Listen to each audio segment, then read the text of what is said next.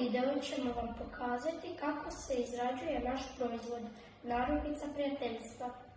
Za rad su nam potrebni svileni deblji konac, škare i upajač. Odrežimo konac veličine 15 cm, sa svake strane na krajevima zavežemo čvor.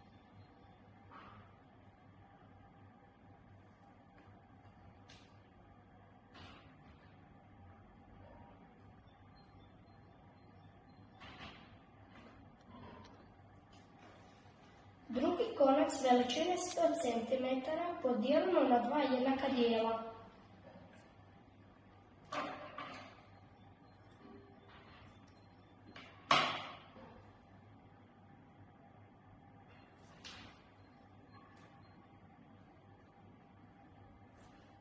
I na kratki konac zavežemo običan čvorić.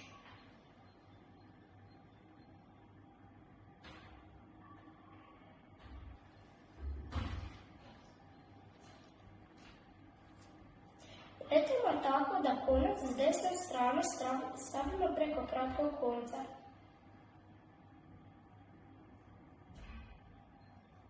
Konac s lijeve strane preko desnog i provučemo ispod i dobro stegnemo.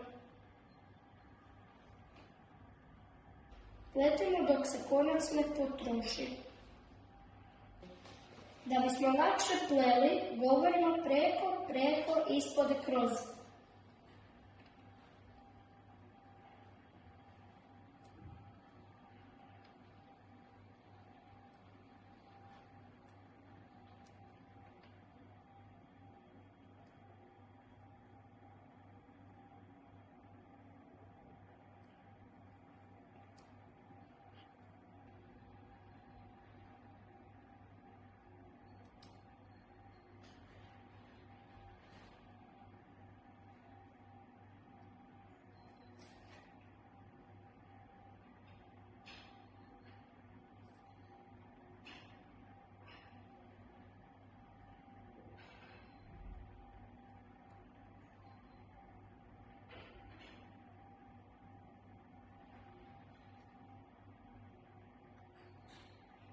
Kada dođemo do kraja, odrežemo višak škarama.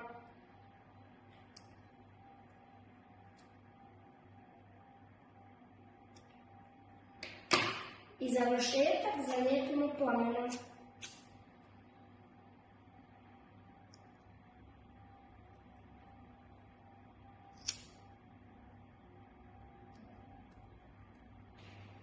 Da bi se narukvica spojila, potrebno je napraviti čvorić u obliku pletenja kao kod narukvice. Samo je manji konac potreban i kraće se plete.